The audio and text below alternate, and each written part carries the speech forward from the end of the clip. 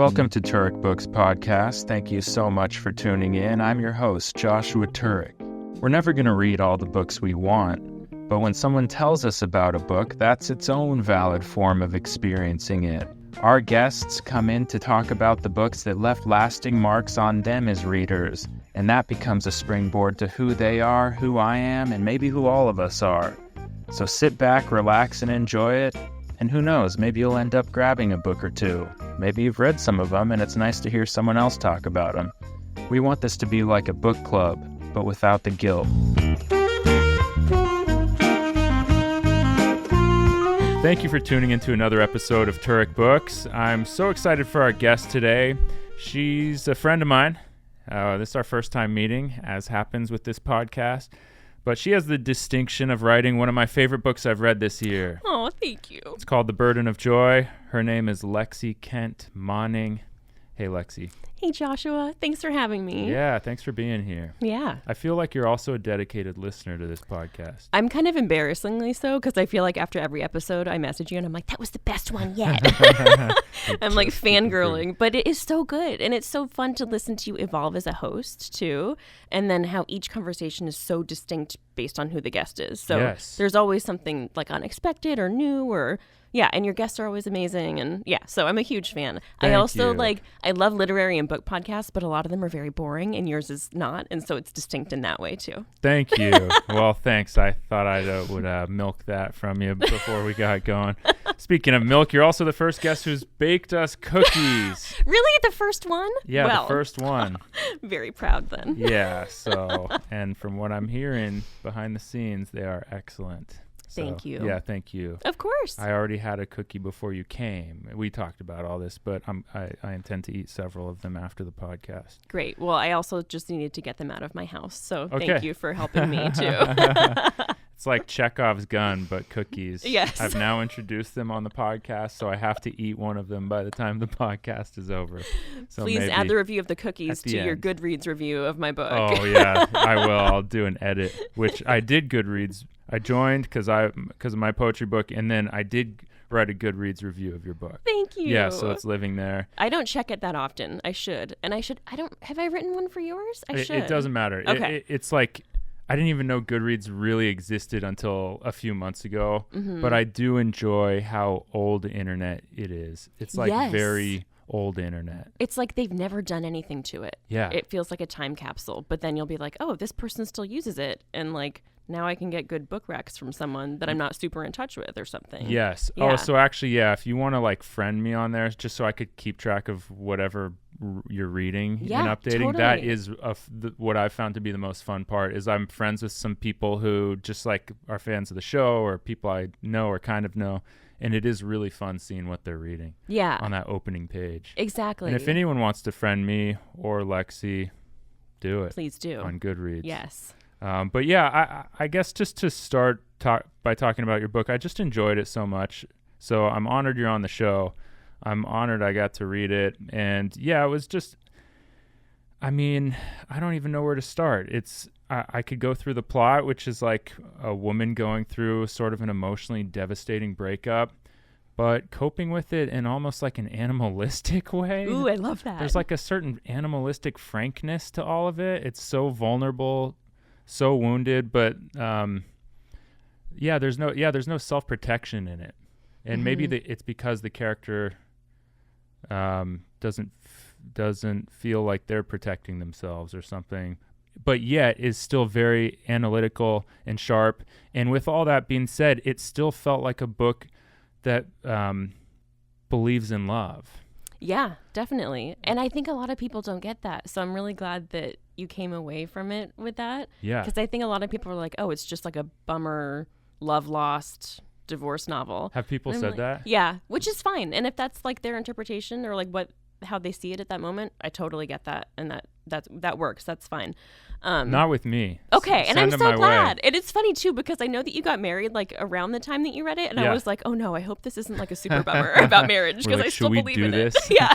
No, I actually recommended it to my wife, and she zipped through it and enjoyed it too. That's awesome. Yeah, it's oh my God, I love that. It's a breezy read, and I set it up as a devastating whatever. But yeah, to me, Central Coast, Big Sur, L.A., like sun-baked East Side L.A., New York City, kind of wild, waking up with the sunrise kind of vibe there too. But yeah, to me, and there's a lot of dogs and loving your dog and losing your dog. To me, it just, it's like kind of that takeaway of like, yes, it's all devastating, but this is like where all the humanity is. It's not just in love, it's all the things surrounding it, including sometimes it's loss.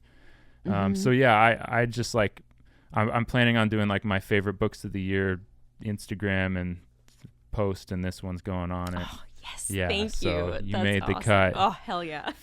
You're gonna be like, just don't read any more books the rest of the year so I stay in. yeah, no problem. Yeah. No, but thank you so much. And I love hearing that too, because like as a reader, I like being able to read things quickly and be really absorbed in them. And I also like being able to put something down and pick it back up. So that's why the chapters are super short, like sometimes like a page or 3 pages, because I like giving people an out, especially if it's kind of a bummer or there's like sadness to it. Like I definitely have some people that have been like, oh, after the dog died, I had to put it down for a long time. And I'm like, I totally get that. I did too when I was writing it. Yeah. So yeah, I like to think about that when I'm writing is like, how do I like to consume books as a reader? And so I want to translate it to what I'm writing to and have it be, something that you can sit and read in one gulp, or have it be something you put down and pick back up and you can still get back into the story. I love that because it's just truly honest to where our attention spans are. Right. Yep. Yeah. And I had someone in the literary world tell me like, oh, starting with a poetry book isn't usually a good idea. And like, yeah, I'm sure 30 years ago it wasn't a good idea, 20 years ago. But now it's like, no, people are taking things in bites. And yeah, I think that's part of this little mini poetry resurgence that we're seeing in the culture is like, yeah, because like our brain spans, our attention spans can take it in. Yeah. And still feel like a real effort was made to tell them something. Yeah, and you still feel like you've engaged in art in some way and left your daily life in some way. Yeah. But it's like in a way that's accessible and in every possible way, like timing wise and, attention span, all that stuff. And I've said it before, it builds confidence as a reader. Yeah, definitely. When you complete a chapter. Totally. I'm a big person. Like I always see how many pages are left in a chapter. Me too. What is so that? I wanted people when they were reading my book to be like, oh, it's only half a page left and I'm done. I'm like, yes. Yeah. Oh, kind of a people pleaser move. Oh, major. Yeah. Yes, unfortunately. Yeah. Well, I got to assume some of the book is autobiographical. Yes. Not that it matters or whatever, but yeah, you pick that up and I pick it up as a fellow one. Well, the character's name is Lexi, so you're not okay. you're not too okay, far good. off. Well, I did read it this year. It was earlier this year. Yes, it's very like autofiction or whatever. Okay, good. Whatever term people use these days. I just don't want to be presumptuous. Yeah, I get that, and like as a reader too, and I think for women a lot too, people assume anytime they use the first person, they think it's a personal story. Right. This is, so they're right. Gotcha.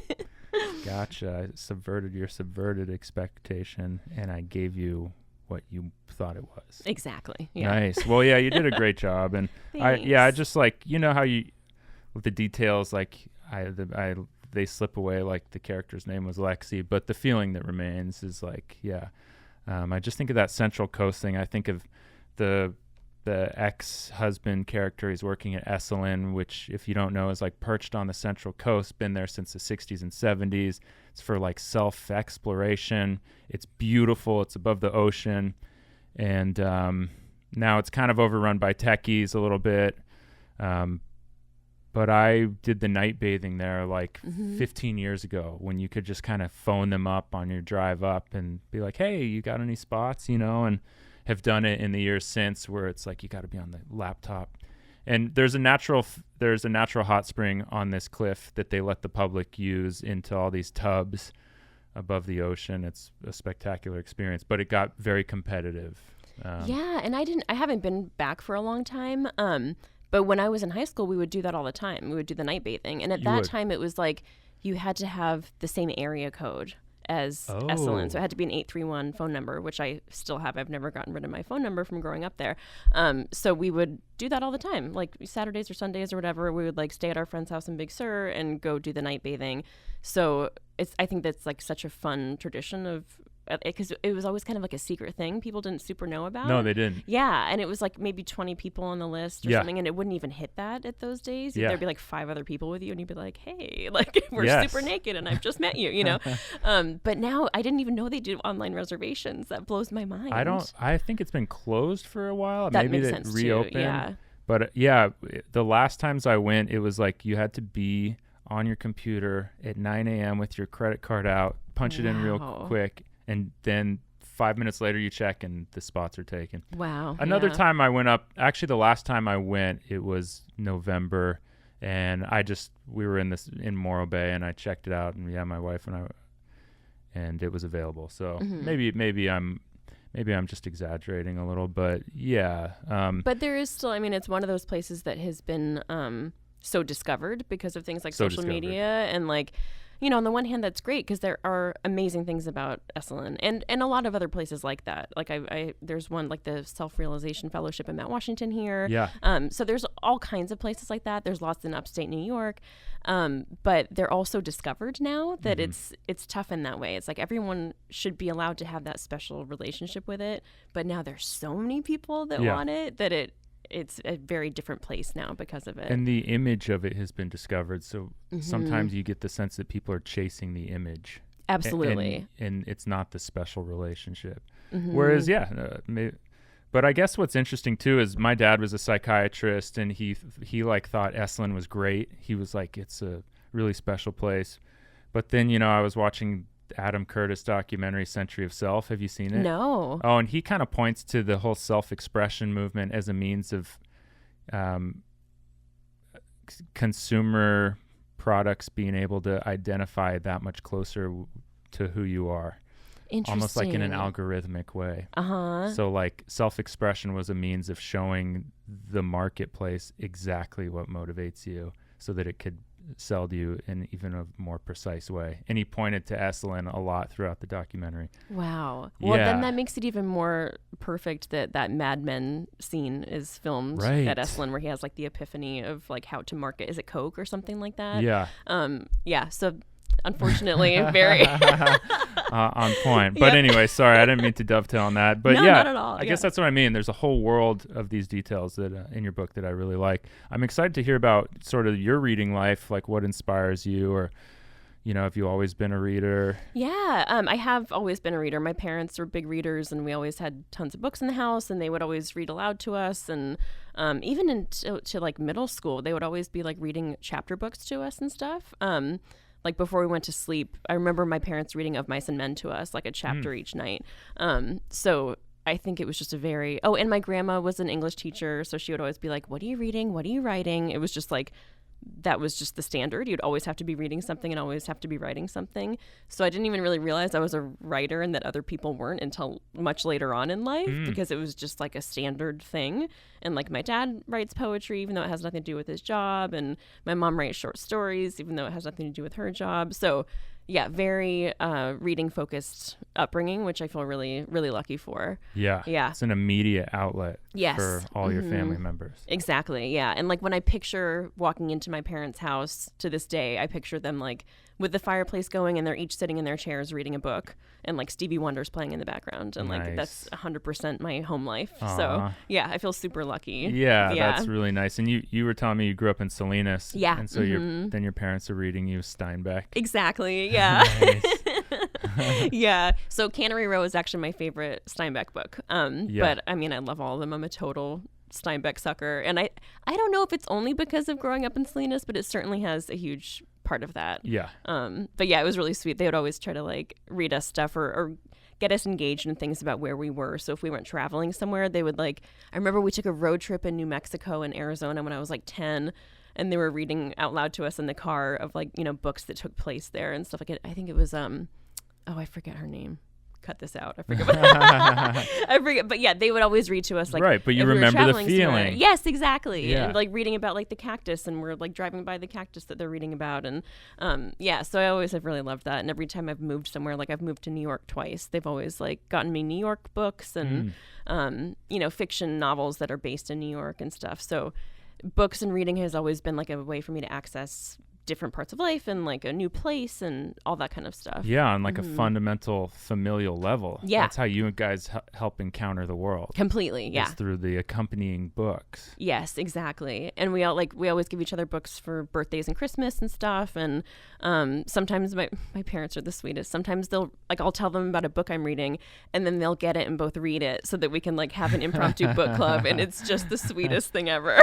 They're like, we are going to book club you. Exactly. What a move. I know. More parents should learn that move. Like, why don't you ever call me? It's like, well, because you're not reading the books I told you I'm reading. That's genius. I know, it totally is. Yeah, it's really sweet. It's so cute. The last one I remember was Bud Smith, who I took a workshop from. He wrote a book called Teenager that came out a couple years ago. And so I was telling them, like, I had just taken his workshop, and he's such a great teacher. And then I was reading the book, and then they heard him on NPR. So I think they were like, that like legitimized it a bit. I was like, no, he's like a real dude. Yeah. And so then they both picked it up and read it, and they were like, okay, so we finished Teenager, let's talk about it. And I was like, okay, great. And is Bud Smith, was he in like the Tyrant Books universe? Yeah. Okay, that's right. Yeah, so I don't think he ever had any books out on Tyrant, but he was friends with Giancarlo. Okay. And he probably had some pieces in the magazine, I would guess. Yeah. But I was a student of Giancarlo's too, and that's how I met Bud. He introduced us at a reading. Got it. Yeah, so Bud is great. He works heavy construction in New Jersey, and he writes books on his lunch break. Really? Yeah. Okay. So he's an awesome dude. Yeah. Yeah, I just had Caesar Avalar, and he's a poet in Pomona, and same thing. He's worked in a factory. He worked in a factory for years, and that's when he wrote. Yeah, it's amazing. It's like like steal your time. Yeah, exactly. People just finding bits and pieces of time, and like I guess having phones and the Notes app is the modern way of doing it. Okay. But you always have a place to write something down, even if you don't have, a notebook with you or something. Yeah, it's really inspiring. Yeah. Well, definitely. and Giancarlo, I have a strange relationship with him because we were friends on Twitter for years. Early pandemic, he reached out to me wanting to do something together. And we had one phone call. Mm-hmm. And it was this wildly revelatory call where he felt like he'd really broken through in all these ways in his life. And it was just a very intense call. And then, he passed away shortly thereafter. Mm-hmm. I feel like maybe that's where you and I became friends, was during that moment on Twitter or something. That must have been something to do with it. Yeah, something to do with it. Yeah. But yeah, I mean, Tyrant Books was his little label. He was just passionate about it. A couple of his books ended up blowing up bigger than he ever expected, but he was a real like kind of edgy throwback to book publishing. Yeah, totally. In the best way. He was, and I'm not surprised. I hadn't remembered that or known that, but I'm not surprised at all, because so much of my like writing community and like current favorite books and stuff were because of Giancarlo. And then I took a workshop from him and Chelsea Hodson in Italy at his family's villa. Oh, yeah. So I got to do that Mors Tua Vita Mea workshop before he died. So that was where this book started. That's where I started writing that book, was at that workshop. Yeah. Uh-huh. Okay. And so between Chelsea and Giancarlo, like that's how I got into indie lit. Like I didn't know anything about that, or like alternative literature or small book presses. I didn't know anything about that. And so that totally opened my world to different kinds of reading and books. Wow. Yeah. Okay. Yeah. So pretty impactful. Yeah. Very. Mm-hmm. Yeah. And that's when you started The Burden of Joy. Yeah. Yeah. Okay. Well, speaking to what you've been reading and stuff, yes. I see you got a nice stack here. I do. I also, so I just moved back to LA, as you know. I was living in New York for the last 6 years, and you like floated to me, maybe you want to be on the podcast, and you're back in LA. And I was like, oh, I would love to be. So when I was unpacking all my books, my boxes, I was like, okay, here's like a stack for the podcast. Then this morning I panicked and like totally disregarded that stack and came up with a whole new one. So. Good. No, good. I'm glad, because I really want it to be like what you really feel like talking about today. Yeah, totally. I know. Not for the right reasons either. It's just like, what do you feel enthusiastic about today? Right. Yeah. When you grab a book off your shelf. So the first couple things I grabbed, Richard Brautigan. Yes. Because we have talked about him a little bit. Yeah, we have. But man, I just love more. this dude. You do? He is just like, so this is Revenge of the Lawn. Like, one thing I love about used books is they always put the sticker in the worst place. So it's like right on her face. On the cover. On the cover. But I just love this. I think this is my favorite Richard Brautigan is Revenge of the Lawn. And it's just all these short, kind of like what we were talking about. It's like these short little vignettes. But he's just such a weirdo in a way that I find so magical. And I really dislike the word magical, so I'm serious. But he's like, and then there's this one, which is my favorite. And then this is like a compilation or whatever, an anthology of trout fishing in America, the Pill versus the Spring Hill Mine disaster, and In Watermelon Sugar. A lot of people know the phrase In Watermelon Sugar because Harry Styles named a record that after this book, apparently, which I didn't really know until recently. On the back, it just says mayonnaise for no apparent reason, which I think is really funny. But I just love him. And he, both like in his smaller kind of poetic prose and in his novels, he just creates these worlds where you're like, where does this come from? His brain, to me, was unlike anybody else. And he, like, one of the funny thing is that he had, I guess his estate gave permission to that Harmony Korine movie, The Beach Bum. So, like, Matthew McConaughey's character in that movie, all of the poetry he writes is Richard Brautigan's. Nice. So, I mean, good for them. Get that money, like, he had one daughter, and, like, so good for her. She should get that. But I think there's this one poem in here that I think they use in The Beach Bum. Yeah. I think this is like his most famous, and it's definitely on Instagram and stuff. It's called The Beautiful Poem. It's very short. It says, I go to bed in Los Angeles thinking about you. Pissing a few moments ago, I looked down at my penis affectionately. Knowing it has been inside you twice today makes me feel beautiful. What a fucking great poem. Damn. And like so weird and wild, but just so succinct. Yeah, it's like, that's what it feels like to be in love with somebody. I just love that. Yeah. But what Instagram are you on that you've been seeing that one? Good question. Yeah. Wait, you're on an edgier Instagram than mine. Why do I just have bros in cold plunges? I mean, I also have like dog videos all the time and stuff. Oh, yeah, too, I have those. Yeah, okay, that's where we meet. That's the centralizer. Yeah, exactly. Okay. Yeah. But he was such an interesting guy, and he's West Coast based too. He was like a lot in California, but I think he was from Washington originally. Okay. And then he like bought a ranch in, I believe, Idaho, and so he would like go there for months at a time and write, and then go do readings in San Francisco or like socialize or whatever. And I think he had a pretty rough and tumble life, like a lot of these guys did from this time period. But there's just something about a West Coast writer who writes like small, succinct, conservation of words type prose poetry that is just like my complete catnip. I just love it so much. Yeah. And I really aspire to his like the potency of his sentences. He doesn't take a long time to get to where he's going. Like Giancarlo would always tell me, "You're spinning your wheels, man. You're spinning your wheels." He'd take like 3 pages into a manuscript and be like, "Start here." And I'd be like, "Really? Like the first 3 pages are nothing?" He's like, "Nah, man, you're spinning your wheels there." Richard Brautigan does not ever spin his wheels, and I really love that about him. Yeah. I wonder if that was just natural to him or if he was doing concerted work, if he had a good editor. I mean, I always heard that the Raymond Carver who lives in that sort of like very simplistic but poignant world, different, of course, than what you're describing, but that it was his editor, actually Gordon Lish, who was connected with the whole Tyrant world, and him and Giancarlo were close, right? Yeah. Yeah, and so Giancarlo came from the Gordon Lish, yes, which got down to you, and I noticed that about your sentences. Yeah, they're tight. I heard a guy critiquing I looked up this author for various reasons and then wormholed, and he was critiquing another author, and he said some of his sentences were baggy. Oh, devastating. Yeah. But really good description. Yeah. And this was like yesterday or 2 days ago. And I'm like, it's been like haunting you. It's been haunting me. I'm like, baggy sentences, Oof. like baggy jeans or something. Like you can't see the contours and form because Yeah, and I mean that I won't forget Baggy. Yeah, that's gonna be. I might put that up above my writing desk. Don't be baggy. Just Baggy, so that I like baggy. avoid it. Yeah. Yeah, you don't even need to say don't be baggy. It's just baggy. Just Baggy. Yeah. Well, maybe that's why he had just mayonnaise on the back of his book. I guess you know? so. He's like, spread it thin and yeah. But it's still I love that. Spread it thin. That's so poetic. And, that's so good. You know.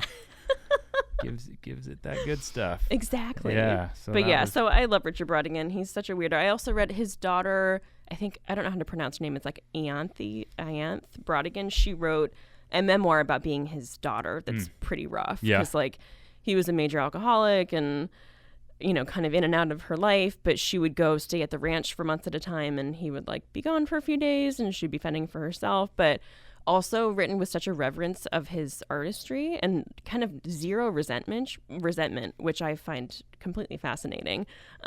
So I forget what that's called. Well, I kind of picked that up in your book too. Oh, thank you. Yeah, it was your Lexi in the book wasn't full of resentment.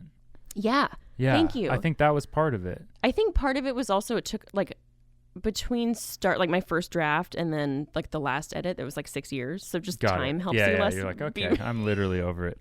Exactly. But I was actually thinking on my drive over here, like one of my favorite people to talk to about books was my ex-husband. And he was like a super major reader. He actually now owns a bookstore. Oh, really? In Gloucester, Mass. It's like a used bookstore called Dogtown Books. And our dog Ladybird, who's in my book, is the shop dog there.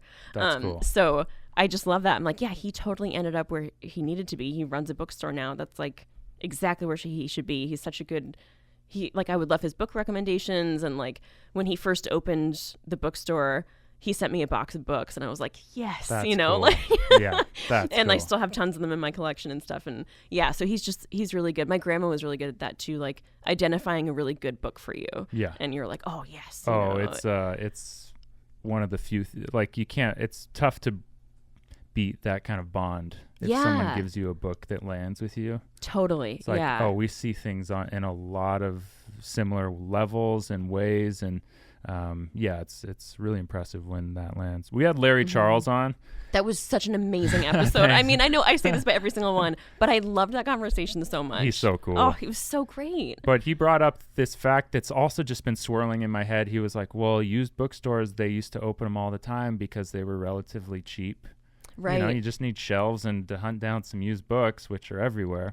And that's been sticking in my head. I don't know. I was like, do I need to open a used bookstore? Oh my God, please Because do. it's like, I guess you really don't have much overhead. You got to turn the lights on, but yeah, it's just, accumulating books. Exactly. And hoping you live near a book public. Well, this is funny because this is such an old used book. It says 85 cents on it, which would not be the case anymore. But I'm such a I always prefer to buy a used copy of something. I love seeing people's marginalia in it. I love seeing the notes they have. Like, you can sometimes see where they stopped reading it because the dog ear ends or something. So I just love that. I think it's such a old airline tickets. Yes. I have tons of them. And when I was going through the books to bring here, I realized like I have all this different stuff in old these receipts. Books. Yeah.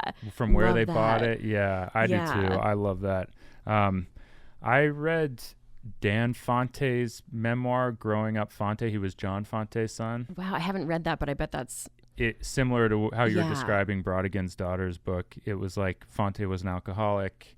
He was rough on his kids, whatever, but also he couldn't help but admire his dad. And, Dan ended up becoming a pretty good writer too. Mm-hmm. Yeah, I think he's passed away now too. But yeah, seems like there's a similar thread to being these rough and tumble writers' children. I think so. There's a profile there. Yes, exactly. I hope they have a support group. yeah, right. That'd be cool. Like that would be my Avengers. Yes. I love that. Yeah. Well, cool. Yeah, I think you and I have spoken about him. You've recommended him. I haven't totally landed with him. Every time I flip open Brautigan's books, I'm like, I don't know if I'm here or something. I get that. Yeah.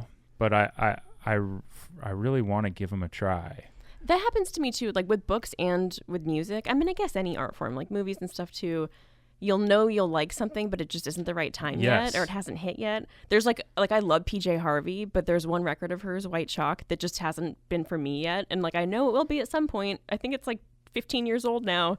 still hasn't been the time, but it will be at some point. That's what it is. Yeah. It's knowing you'll like someone, feeling like an identification even with the facts that you do know about them, but not being ready. Yeah, exactly. I think that's what it's been, but I think it's coming. I think it is. Yeah. So what else did you grab today? Yeah. What are a couple of the books that you threw out? Do you remember? Yes. And now I really regret not bringing one of them. Really? Which one of them was called Dangerous Angels by Francesca Leah Block. She's a YA author. And that book, it's like a compilation of what's called the Weetsy Bat books. So it's like 5 small books that she wrote in the 80s and 90s. And the reason I thought about bringing it, 2 reasons. One, it's like the first book I picked up as a teenager just because of how it looked. And it was at Bookshop Santa Cruz. And 2, it is like why I fell in love with LA. And I know you've been like hemming and hawing about LA lately, having been born and raised here. And I was like, maybe Joshua would fall back in love with LA if I brought this book. But then that felt like too much pressure to put on you and on her. So thank you. I would be open to it. Don't get me wrong. No, I definitely have. I have like too much love for LA, you know. I could love it in ways people wouldn't even understand, in my opinion. But, I totally get that. You know what I mean? But it's like sometimes when I critique it on the internet lately, I try to speak to like the communal understanding of it. But yeah, it's not. And I think being a fan of something means you can be critical of it too. Yeah, exactly. And that's part of loving it. Yeah, is seeing it for what it is. I'm entering my, hey, let's do some revisions on this place era. And I think, who knows? Maybe moving away or something would give me some additional perspective. But I'm curious. I've never heard of that book. Yeah. So I'm not a huge YA person. Yeah. I did read it when I was like 16 for the first time, so it definitely hit. But I actually reread it like every year or so. Really? And she's written a ton of books since then, but these ones I think are her most famous. It's basically about a young woman named Weetsy Bat who's in high school, and she meets her gay best friend Dirk, and then it tracks them through their whole lives. So like 20s, 30s, 40s on, and then they have kids, and then they have their own relationships with LA. But it's like, you know, they like go to shows at the Roxy, and they get burritos at Okie Dogs afterward, and so it's like very like she loves LA. Her dad hates LA and moves to New York. So there's some of that too, like that tension of like what he likes and dislikes about it.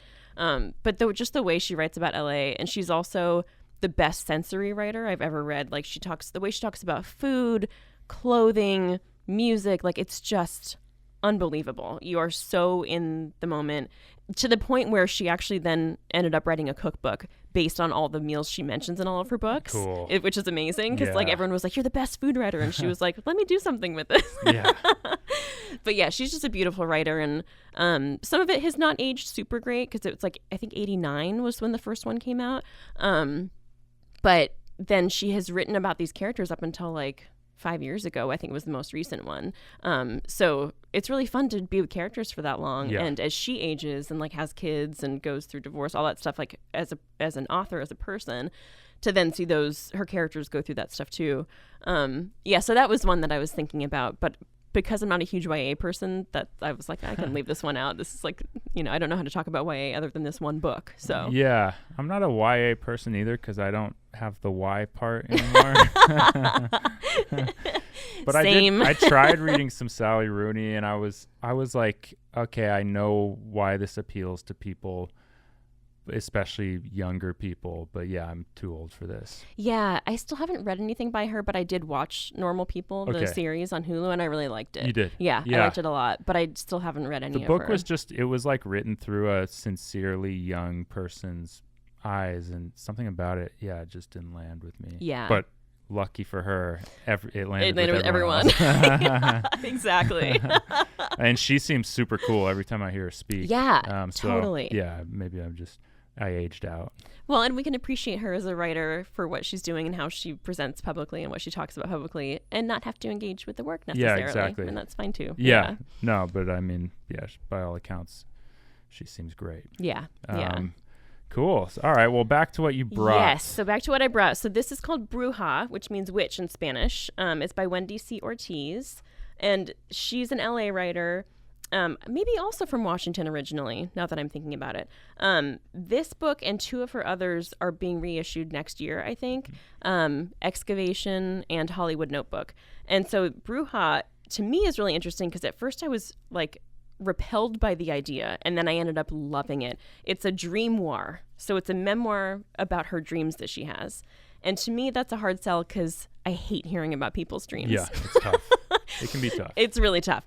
And my best friend, who's been my best friend since I was 14, also hates hearing about dreams. And so we have a rule where if we dream about each other, we can tell each other the dream, but we have to be really discerning about it. Fair. So it was a hard sell for me to read a whole book so of you someone hate other else's people's dreams unless you're the main character in them. Absolutely. Fair.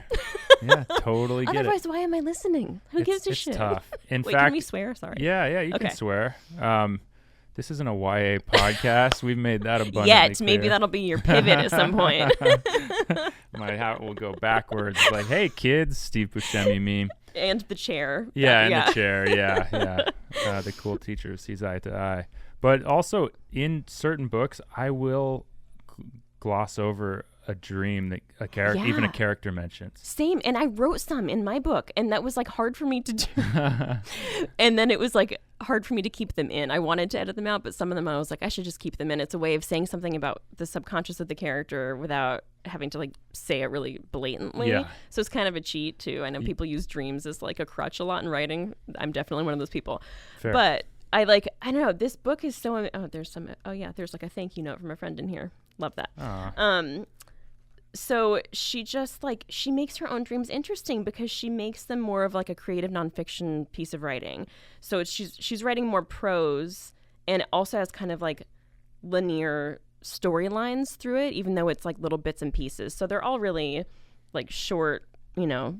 Yeah. It's like a dream journal, but it's actually interesting. And because she's a really good writer, she makes you interested in all of them, and you start caring about the characters that are coming into her dreams.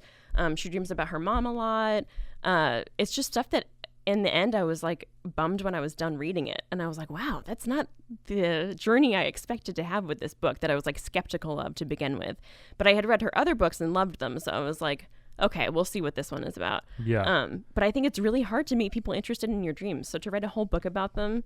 And like Roxane Gay loved it. Like she's, one of the blurbers on the back. Wendy's doing something right. Yeah, definitely. That's such a compelling case to be made that a book, thinking about like I guess, when I met my wife and we were dating for very quickly, really. And I remember her telling me her dreams once and it just like connected.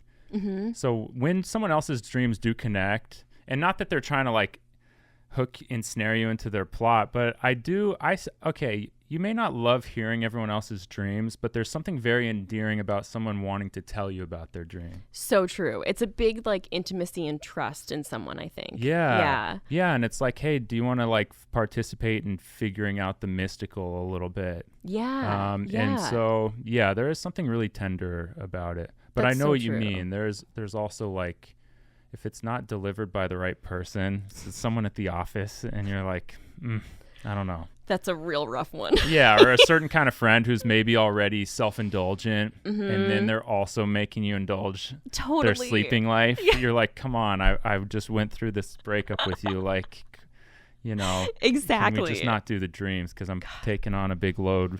So true. So true. I don't know. It's just kind of fun to explore, but I'm not anti-sharing dream. I'm not either. I think you just have to be selective with what's interesting to other people. Yeah. And that, like, I get how it feels, baggy with your dreams. You cannot be baggy. Yeah.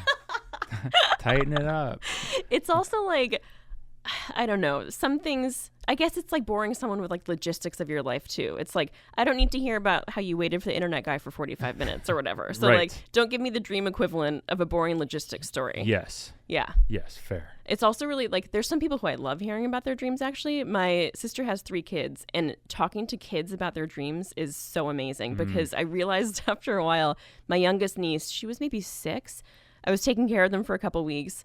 And I asked her if she had any dreams, and she kept saying the same answer every day. She was like, oh, I was with a fuzzy horse, and it was so cute. And I realized that she thought a dream meant like a dream of something you want in the future. So it wasn't like a dream she had last night. And so her dream kept never was the same every day because she thought I was asking her a different question. And I was like, oh, okay. She's dreaming about a cute fuzzy horse because that's what she wants in her future, but not because that's what happened in her dreams last night. Yeah, she was on the new age manifesting kind of dream vibe. Keep manifesting, girl. Has not happened. Yeah. Okay. All right. She may have to make that dream come true for herself one day. Exactly. But Wendy Ortiz is an amazing LA writer. She's also a therapist, which is really interesting. Yeah. I mean, so many writers have jobs. I have a job. Like everyone I know has a job. Yeah, everyone has jobs. So she's really interesting. And her other... We're not buying ranches like Richard Brautigan. Those sweet days are over.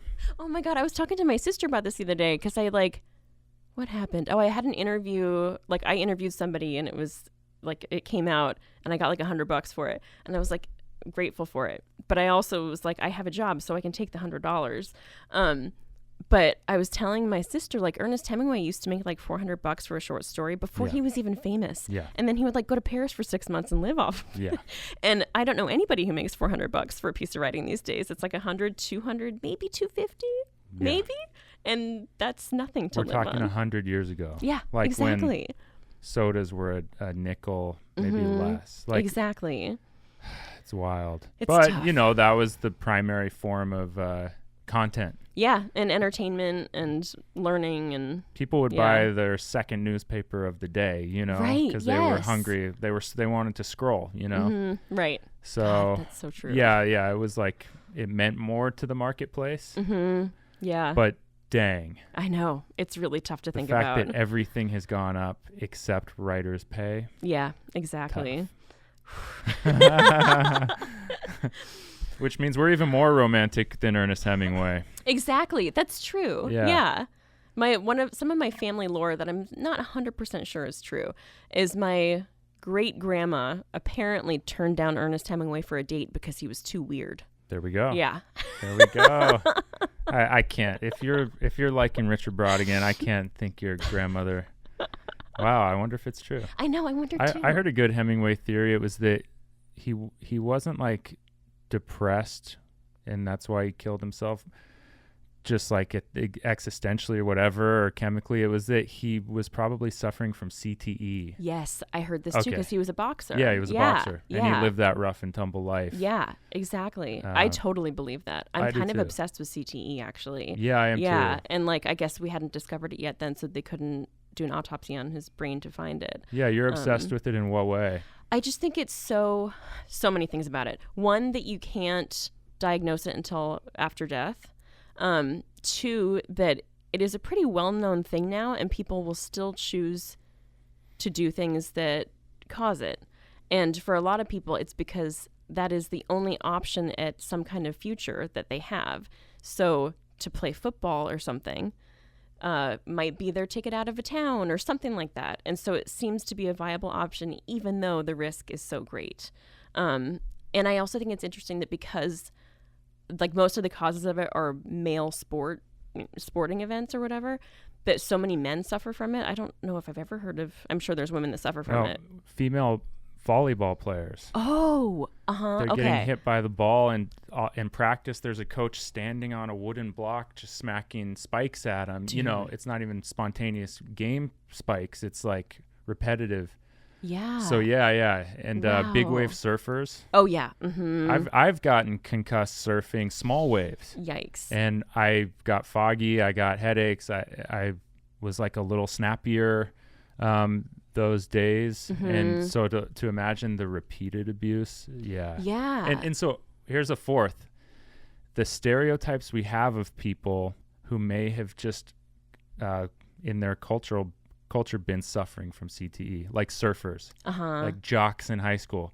Were the jocks bullies in high school because they smacked their heads too many times through Pop Warner, middle school, and then high school? Right. You know what I mean? Yeah, totally.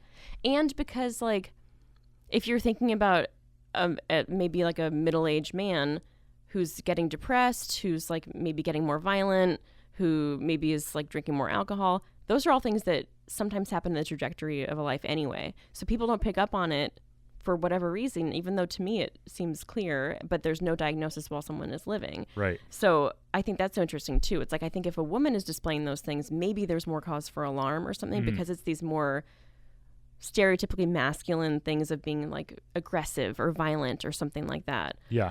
But yeah, I just think it's so fascinating. Yeah, it is. Yeah. Huh. Yeah. I'm with you. How do we segue from that? Yeah, I don't know. Well, you know what don't cause CTE? Books. Yeah. What else is in your pile? Okay.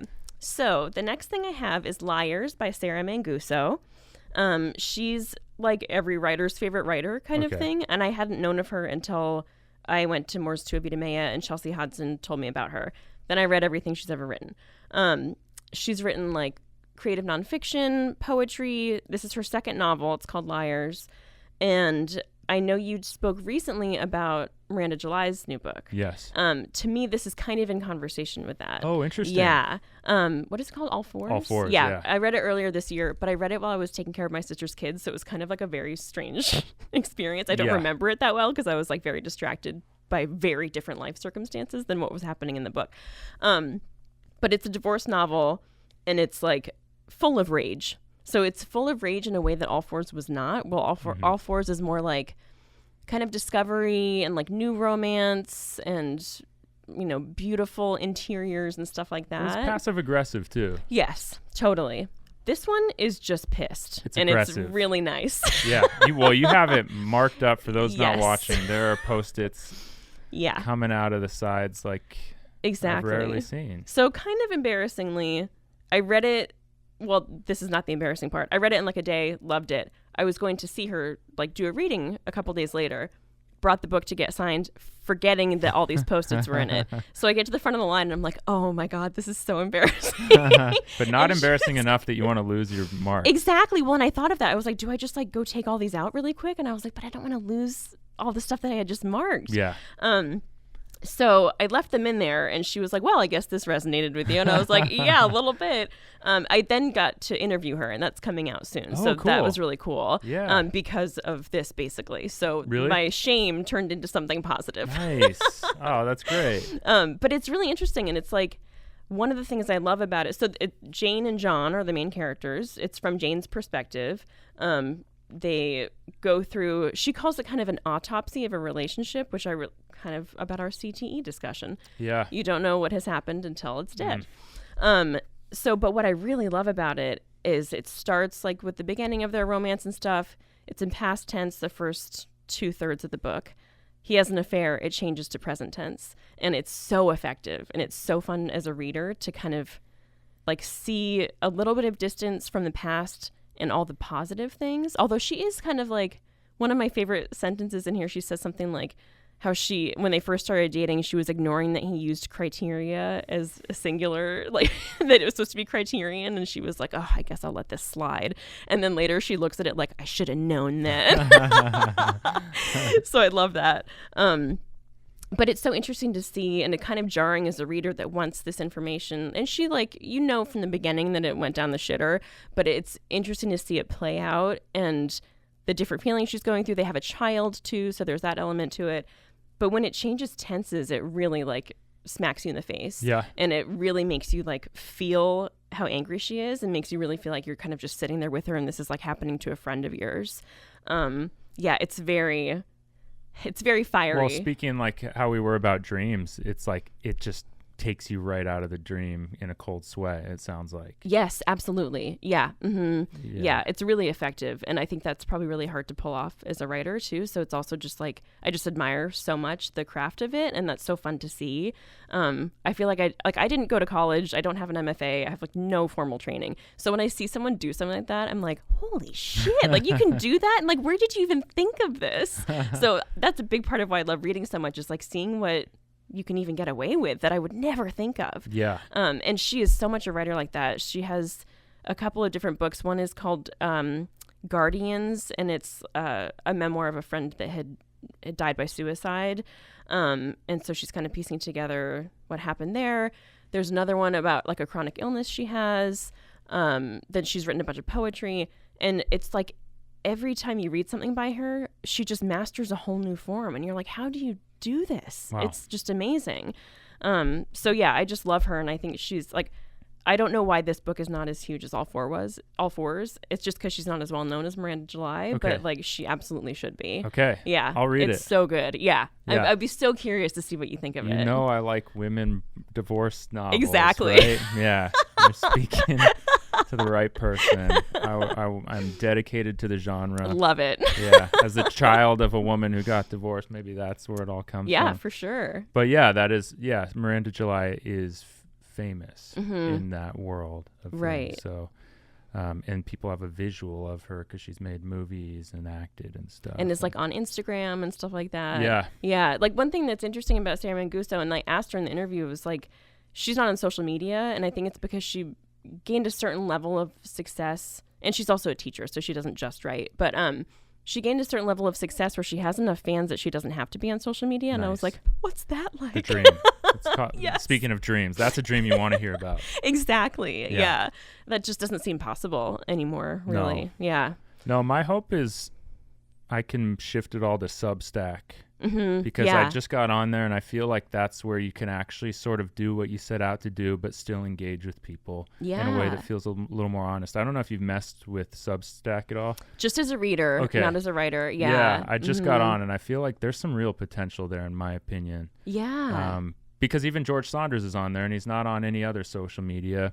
And he said for that very reason, he's like, I get paid to think about things long and slow. And, he's a professor too. Right. He teaches. And Twitter is the opposite. You're not getting paid to come up with things very fast. And it's like, yeah, why are you doing that to yourself? Exactly. Yeah. So one book I didn't bring, but that I want to bring up is called Log Off by my friend Kristen Felicetti. And she actually runs customer support at Substack. No way. So it's really interesting. So she I met her because we do morning writing club, which Chelsea Hodson runs. And I'm doing it less so these days because it starts at 5 a.m. Pacific time on Zoom. Oh, got it. So when I was in New York, I was doing it at 8 a.m. I still do sometimes. I am an early riser, but waking up before 5 is just like a little too hard Especially for me. right now when it's a little colder. Yeah, exactly. But so it's a bunch of people. It's like a Patreon thing. You just pay and you every Monday through Friday, people are just online. Chelsea reads an oblique strategy, one of those Brian Eno creativity cards. It's like a prompt or not, whatever you want. And we all say hi and wave, and then we turn off our video cameras and we write for 2 hours. But I've gotten to know so many writers through that, and cool. Kristen is one of them. And she I started to notice people talk in the Zoom chat and stuff, but I was like, she has such a distinct voice. I think she just types just like she talks, and not a lot of people do that. And so I eventually realized she does customer support for Substack, and she was she always offers to help writers with their Substacks and has all these creative ideas for them. She just did this book tour for Log Off, and she was like, come talk to me if you want to learn more about how to set up your Substack. And I was like, that's so nice. She's on her book tour, and she's offering to do support on the road. That's amazing. But Log Off, her book, is written in 2000, or the time period is 2000 to 2001, and it's all live journal entries. And it's from the main character is named Alora, and she's a teenage girl, and it's all live journal entries, and it's such a specific time on the internet, and it's so fun to read. And every entry has current mood and current music, and I was like, man, I used to have a live journal. I hope nobody ever finds it. There's so much internet buried on top of it. Yes, exactly. It's they lied to us and said, oh, what you put on the internet, be careful, it's going to be there forever. And it's no, so much internet has covered it. Yeah. To the point where even if you could find it, the interest to find it wouldn't be salacious almost. Right. Yeah. Enough to find it. And even Wayback Machine sometimes can't find stuff anymore. Really? I've things that I've written and stuff, I'm I want to put that on my website, and it doesn't exist anymore. Yeah, totally. Wow. I know. But then the stuff that you don't want to exist is very easily. Front and center. Why when I made that cameo in my friend's YouTube video 8 years ago, is that the first thing that comes up when you Google my name? Exactly. Yeah. I hear you. Cool. Well, yeah, we got a couple more. Yeah, a couple more. So I think you had somebody talk about Clarice Lespecter on here before. Yeah. Because I messaged you and I was like, I love Clarice Lespecter.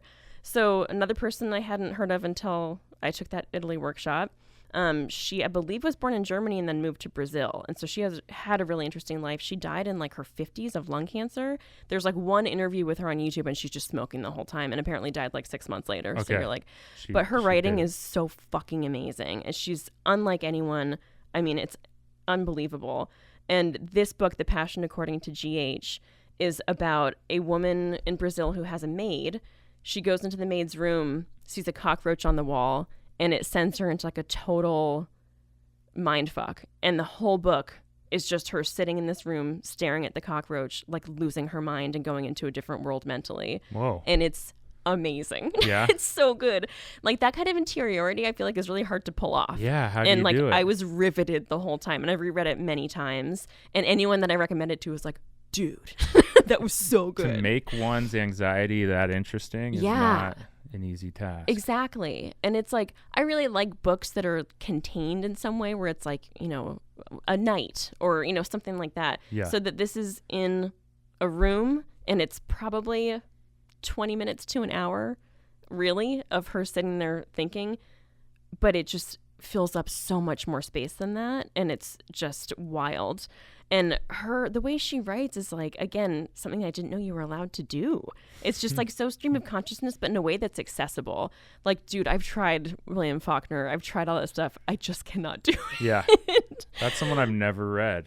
Yeah, it's too hard. I've tried a couple times. Yeah, just too hard for me. And I have like one of my really good friends, Hank Jost, who's a really good writer too. He's like an obsessive. He loves William Faulkner. And I'm like, maybe I should just take a class from him to learn. Like, I just cannot get into this and it's too hard for me. And I get annoyed and resentful and I'm like, fuck this. Like, I hate reading, you know? I do, yeah. But I don't know. She writes stream of consciousness. Another one of hers, I think my favorite, is called Agua Viva.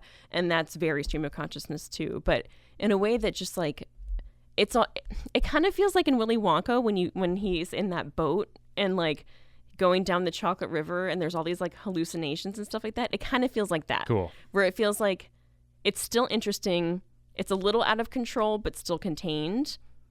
But you're still like riveted the whole time. And you're like kind of scared, but you're okay. I love that. Yeah. That should be a ride at Disneyland. Totally. Like, maybe you know, it's a small world and you see all this. Yeah, I know. Me too. Yeah. But if they had like a hallucinatory version of it, that'd be cool. You just made me think of it because why don't we have that chocolate that should river totally be a ride. Why isn't just it? Just a thought. Yeah. No, I love this. It'll come. But yeah, it's interesting how you said you didn't have any training, but you're also sort of blown away when people defy form. Yeah. So it's like, is there a self-consciousness because you didn't have training that you're like, okay, I got to adhere to form? Because I didn't either. And I'm just like, I'm curious about why writing works and why it doesn't work. But yeah, it seems like several of your books, it's like books that sort of defy form or expectations. Yeah, that's a really good point. And I think part of that too is like, because I had no formal training, I didn't know how you could break the rules. You didn't. Yeah, you got to know the rules in order to know how to break them. Exactly. I think also, but until I was like 33 and did that workshop. I'm 40 now. When I did that workshop at 33 is when I learned about indie lit. So until then I had just kind of read mainstream or classic stuff that was, you know, very, very form dependent and like very kind of similar. So I hadn't really read stuff that was outside of that until I was an adult. And now you're like, oh, okay. That's cool though, because I feel like you have the foundation and then you get to go play. Yeah. Right, exactly. Cool. Yeah. And it's like this revelatory thing when you actually have the tools to sort of explore it in the way that makes sense to you. Yeah, exactly. You have your voice kind of. I'm kind of glad it happened that way because I feel like if I had read some of this when I was like 17, I would have been really insufferable, even more insufferable than I was, and like made it my whole personality. Yes, I feel that. Well, I like fell in love with Charlie Kaufman written movies when I was in high school, and then I was like, cool. So yeah, there's room for people to just write these, and it's like, well, no, there's just room for one Charlie Kaufman. Just him, yeah. And now he can't even get his movies made anymore. So totally, yeah. Yeah, no, it's for the best. Yeah, it's true. All right, then my last book, A Fortune for Your Disaster by Hanif Abdurraqib, it's poetry. I wanted to bring some poetry because I love your poetry too. Cool. So he's just amazing, and he has written all kinds of stuff. I think he started as a poet. This is maybe his second book. And then he moved on to like cultural criticism.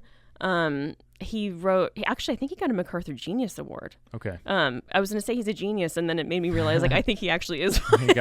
He's a paid genius. Exactly. Not just the, not just a layman's genius. Right. Yeah. But he, I just love the way he writes so much, because it seems to me like everything he writes is like a love letter to something, but not in a cheesy way. And I really appreciate that. So like, this is an amazing book. It's like there's tons of grief in it, but it's still so loving. Like, I think he wrote it in the aftermath of a divorce, and then his mom died when he was young too.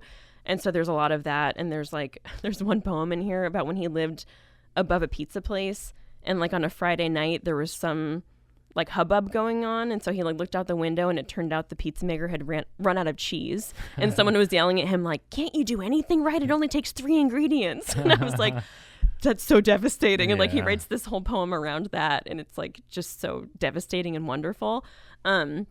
He also wrote a book called Go Ahead in the Rain that's a love letter to A Tribe Called Quest. And I was like, I love A Tribe Called Quest. He also just wrote a book about basketball. I love basketball. Like, I really just love someone who can make a career writing love letters to the things they love. That's cool. Did he write that new popular basketball book? Yeah. Okay. Mm-hmm. It's called There's Always This Year. Oh, okay. Yeah. No, I it's hadn't like heard of that on one. basketball and ascension. And it's like he's basketball and ascension. Yeah, exactly. Yeah. So he's from Ohio, and so he grew up around the same time as LeBron. So they are coming up in very different life circumstances. He's also playing basketball with his friends in high school.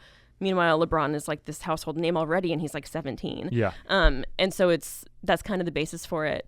But yeah, it's just fascinating, and he's so thoughtful. And I took a poetry workshop several years ago. Was it right before COVID? I think it was.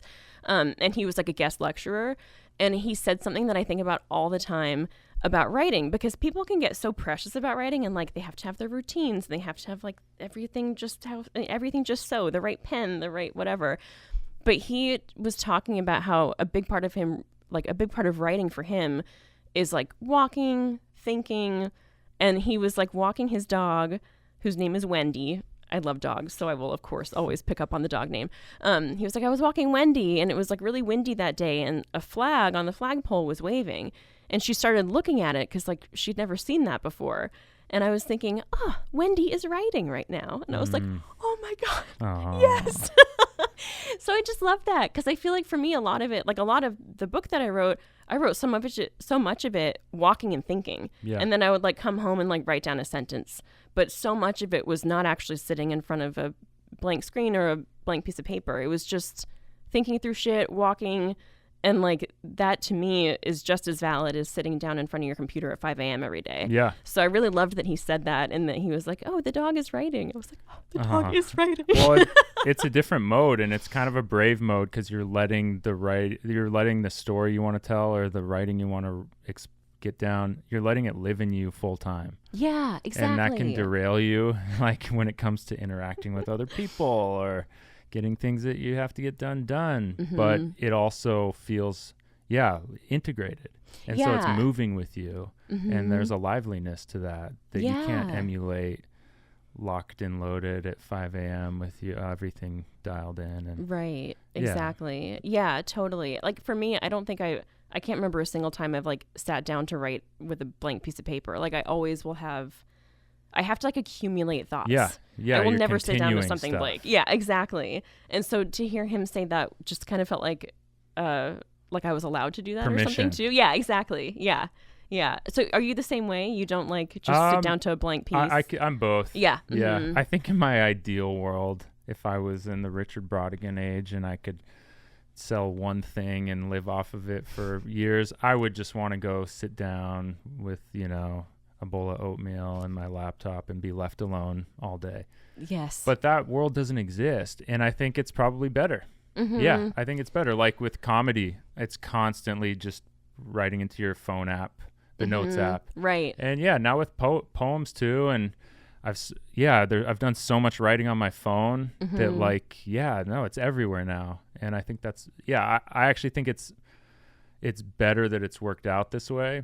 But like the hermit in me would love to just be a hermit. Totally. I am such a hermit, like major. I also work from home, so like I never have a reason to leave my house. So Okay. like Yeah, it is tough. good when I get a reason, because it does make me like experience things differently or at all, and it makes me meet other people or observe things or whatever. And like, of course, that's what you need to do to be a writer. But I can get I just find hermitage?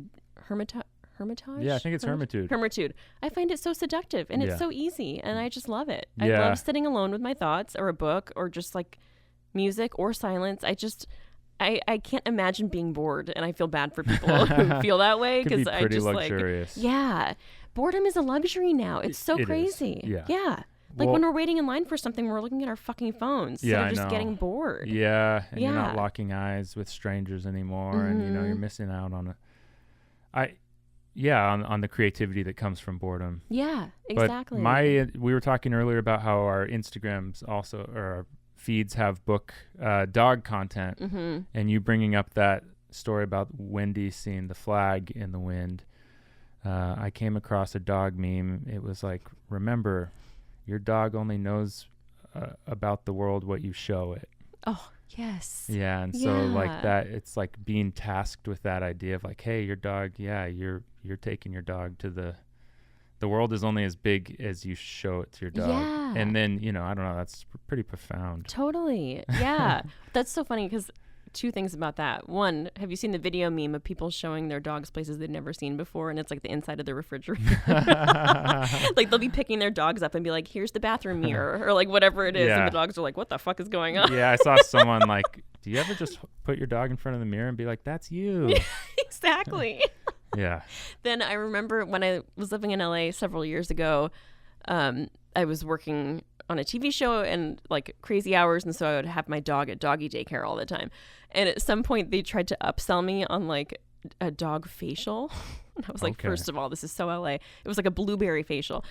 And they were like, surprise your dog with a special treatment. And I was like, every second of his life is a surprise. He's a fucking dog. Like, if I did that to him, he would freak out too. But like, what do you mean surprise my dog with a special treat? Like, so true. His whole life is a surprise. Yeah, and then there's the lesson for all of us that we're so lucky to learn through our dogs. Yes. Is like, life doesn't exist on a calendar.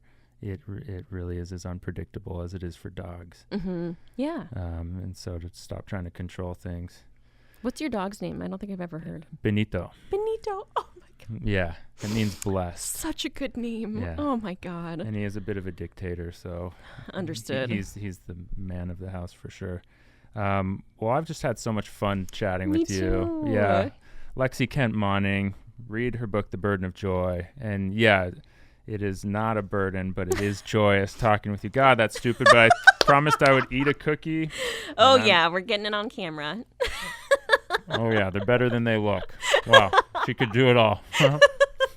Thank you so much for coming on. Thanks for I'm glad having we got to make this happen. Welcome back to LA. Thank you. And, thanks so much. Yeah, thanks. Thanks for tuning into another episode of Turek Books, and happy reading and baking.